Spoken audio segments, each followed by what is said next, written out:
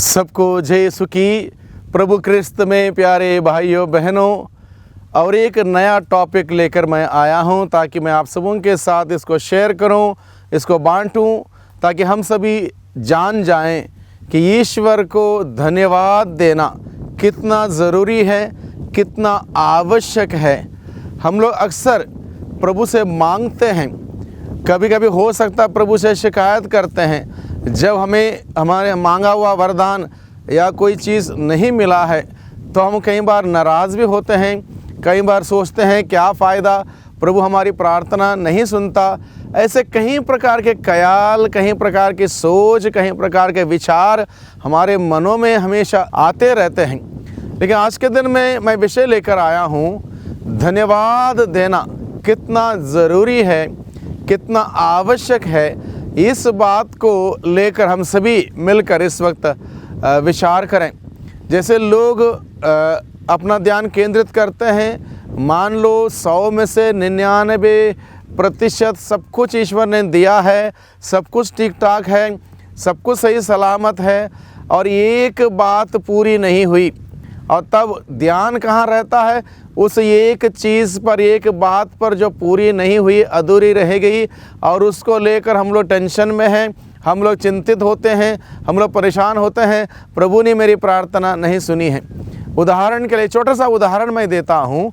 मान लो रात के समय बिजली चली गई हो और आपके पास तुरंत वहाँ पर दूसरा विकल्प नहीं है, आपके पास इन्वर्टर सिस्टम नहीं है, आपके पास वहाँ पर दिया नहीं है, मोमबत्ती नहीं है, कोई सिस्टम नहीं है, मोबाइल के लाइट तक नहीं है। अचानक मान लो, तो हम लोग अचानक कितना परेशान होते हैं उस वक्त, ये सोचकर कि अरे अभी लाइट चली गई है।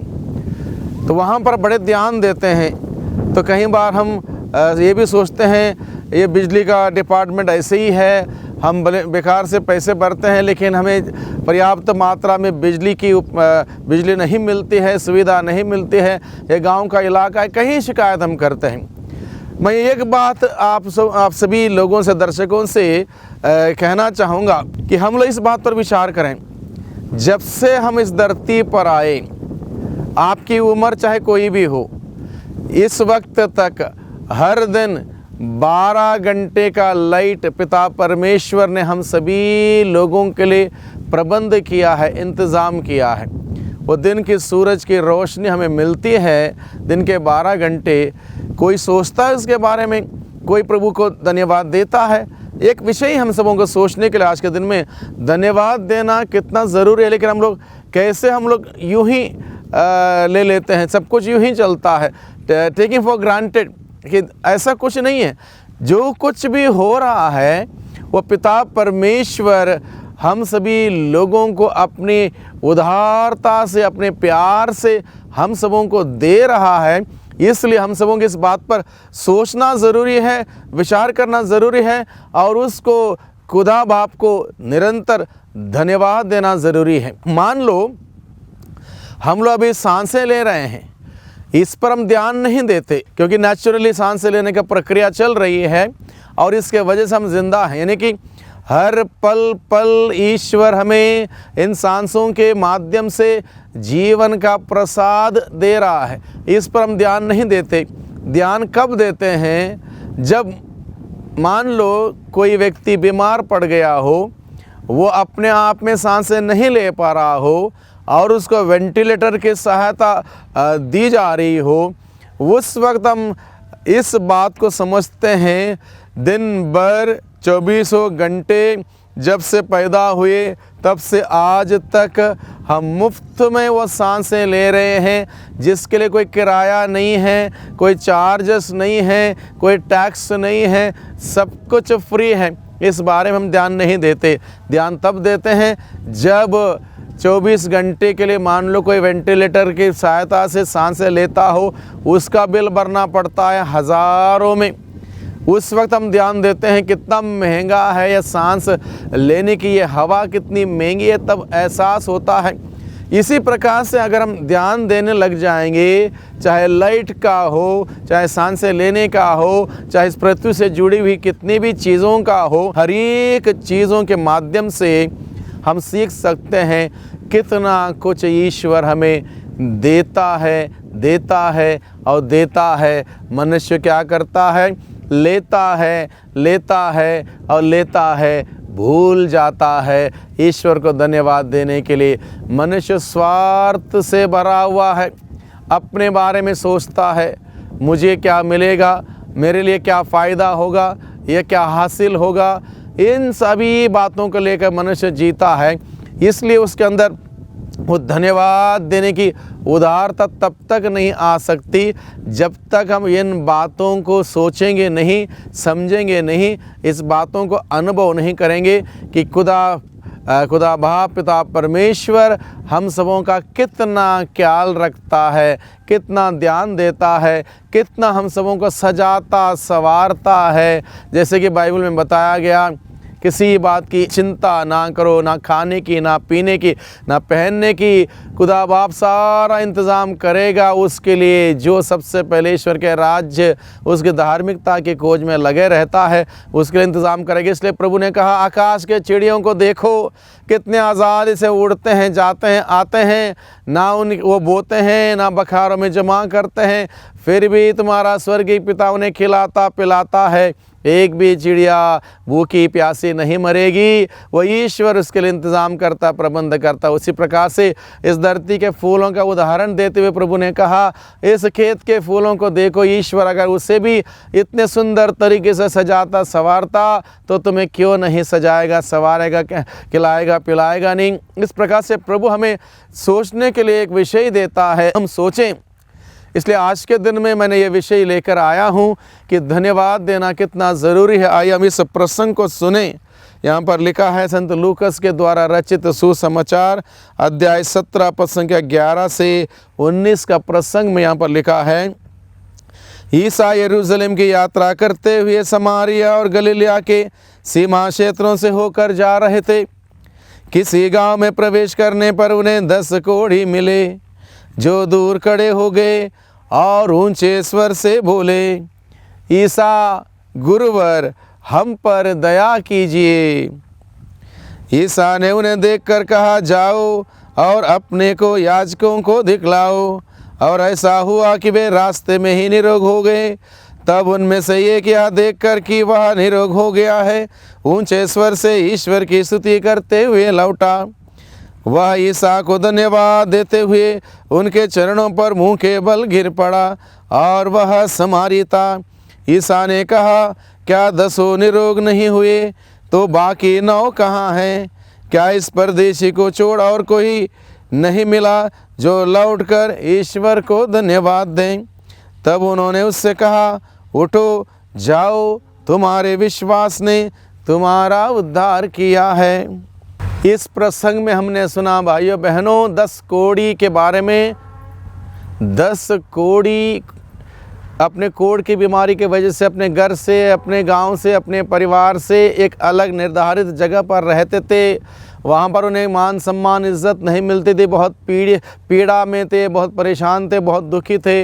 ऐसे में जब एक दिन उन्हें पता चला ईसा नाज़री इधर से गुज़र रहे हैं तो सबके सब एक साथ प्रभु को आवाज़ देते हुए कहते हैं, ईसा गुरुवर हम पर दया कीजिए।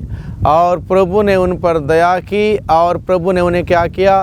वचन सुनाया और कहा, जाओ अपने को याजकों को दिखलाओ।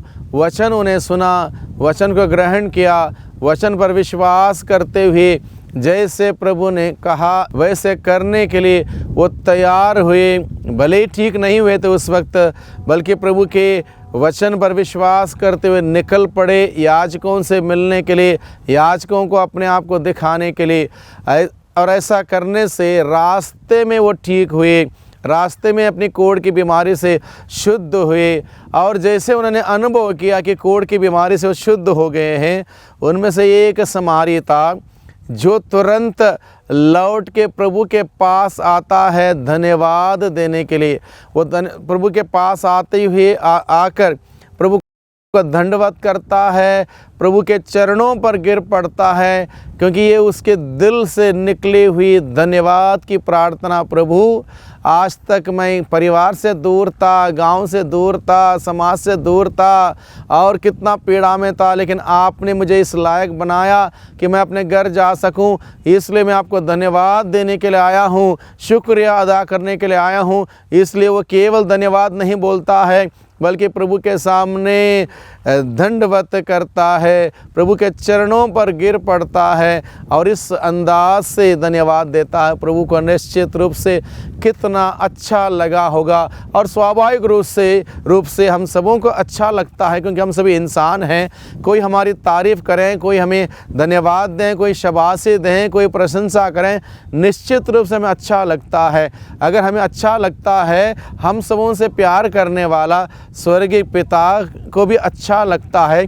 इसलिए प्रभु यीशु ने उस एक व्यक्ति धन्यवाद देने के लिए जो आया, उस व्यक्ति के माध्यम से हम सबों को प्रभु ने सवाल किया, क्या बाकी 9 कहाँ गए? क्या 10 निरोग नहीं हुए थे? बाकी 9 धन्यवाद देने के लिए क्यों नहीं आए? ये सवाल प्रभु ने किया। यानी कि बाकी सबों को भी वही आशीष मिली, वही कृपा मिली, वही चंगाई मिली, वही शुद्धिकरण मिला, तो बाकी 9 लोग क्यों नहीं आए धन्यवाद देने के लिए? प्रभु ने सवाल किया। आज के दिन में हम सबों के जीवन में प्रभु सवाल करता है कि बाकी 9 कहाँ गए? तुम धन्यवाद देने के लिए क्यों नहीं आए हैं? अब हमारे जीवन में हम देखते हैं सुबह से लेकर शाम तक कितने आशीषें, कितने वरदान, कितने ब्लेसिंग्स प्रभु हम सबों को प्रदान करते हैं। क्या हम उन सभी बातों के लिए प्रभु को धन्यवाद देते हुए समय बिताते हैं, या फिर हम अपने ही कामकाज में, अपनी व्यस्तता में व्यस्त रहते हैं? ये विषय है आज के दिन में धन्यवाद के बारे में समझने के लिए ये विषय है। मुख्य रूप से धन्यवाद का प्रार्थना रखी जाती है साल के अंत में। 31 दिसंबर को धन्यवाद की प्रार्थना रखी जाती है और पुरोहित सबको सूचित करता है, आज साल का आखिरी दिन है, सभी आए, हम सब मिलकर धन्यवाद दें। मैं समझता हूँ, चलो अच्छी बात है, साल के आखिरी दिन में पूरे साल के लिए धन्यवाद देना, हर दिन प्रभु के लिए धन्यवाद देना, हर वक्त प्रभु के लिए धन्यवाद देना, हर समय प्रभु को धन्यवाद देना, हर परिस्थिति में प्रभु को धन्यवाद देना, हर परिवेश में प्रभु को धन्यवाद देना, हर सुख दुख में प्रभु को धन्यवाद देना ज़रूरी है, मैं समझता हूँ। क्योंकि हम जो कुछ भी हैं प्रभु की मेहरबानी से हैं, जो कुछ भी हैं प्रभु के दया से हैं। आज के दिन में हम लोग जो कुछ भी करते हैं, जीते हैं, उड़ते हैं, बैठते हैं, जाते हैं, आते हैं, सब कुछ प्रभु ने दिया हुआ है। इसलिए सभी बातों के लिए हमें प्रभु को धन्यवाद देने की ज़रूरत है। भाइयों बहनों, हम बुद्धिजीवी हैं, सृष्टि के सर्वोत्तम सृष्टि हैं, सृष्टि के मुकुट हैं, हम ईश्वर के सदृश बनाए गए हैं। कितना कुछ आशीषें प्रभु ने हमें दिए हैं, हमें सोचने के लिए, समझने के लिए, सही क्या है, गलत क्या है, उसमें फ़र्क करते हुए सही को चुनने की बुद्धि, शक्ति, ज्ञान, विवेक, प्रज्ञा, सब कुछ प्रभु ने हमें प्रदान किया है। इन सभी बातों के लिए हमें धन्यवाद देने की आवश्यकता है। हम इस बात को ना भूलें, हमने कुछ भी नहीं खरीदा है, यह हमारा शरीर प्रभु ने अपने ही प्रेम से हमें दिया है। ये हमारा शरीर, हमारे हाथ, हमारे पैर, हमारे शरीर के सारी इंद्रियां अगर सही सलामत हैं, ये प्रभु ने हमें दिया है। हमारे सारे शरीर के अंग सही सलामत हैं, प्रभु ने हमें दिया है। इसलिए हमें निरंतर उस प्रभु को धन्यवाद देने की ज़रूरत है, उसकी निरंतर जय जयकार करने की ज़रूरत है, उसकी स्तुति करने की ज़रूरत है और उसकी महिमा करने की ज़रूरत है। भाइयों बहनों, इस बात को हम कभी ना बोलें ये मेरा है, ये मेरा है, ये मैंने हासिल किया, ये मैंने खरीदा, ये इस प्रकार की बातें हम ना सोचें। ये प्रभु ने मुझे दिया है, ये बात हमारे मन में रहेगी। कृतज्ञता की भावना से हम हमेशा भरे रहेंगे और कृतज्ञता से उस प्रभु को निरंतर धन्यवाद हम देते रहेंगे। जितना हम धन्यवाद का बलिदान चढ़ाएंगे, उतनी आशीष हमें मिलेंगी। इस प्रसंग में हमने सुना एक व्यक्ति समारी व्यक्ति आके धन्यवाद देता है, उसको प्रभु ने अतिरिक्त आशीष दी, एडिशनल ब्लेसिंग उसको दी। उस व्यक्ति से प्रभु ने क्या कहा, तुम्हारे विश्वास ने तुम्हारा उद्धार किया है। यह व्यक्ति ना केवल शारीरिक कोढ़ की भयानक बीमारी से ठीक हुआ, बल्कि इस व्यक्ति को आध्यात्मिक आशीष मिली। प्रभु ने कहा तुम्हारे विश्वास ने तुम्हारा उद्धार हुआ, यानी कि तुम्हारी मुक्ति हुई है। तुम ना केवल शारीरिक रूप से चंगे हो गए हो, बल्कि आत्मिक रूप से भी चंगे हो गए हो। जो व्यक्ति प्रभु का धन्यवाद देता है, उस व्यक्ति को प्रभु आत्मिक रूप से और शारीरिक रूप से सही सलामत रहने की आशीष देता है। इसलिए भाइयों बहनों, हम निरंतर प्रभु को धन्यवाद दें, धन्यवाद का बलिदान चढ़ाएं, और इस प्रकार से प्रभु के प्रति अपनी कृतज्ञता व्यक्त करने से हमें और आशीषें मिलेंगी और कृपाएं मिलेंगी। आइए हम प्रार्थना करें।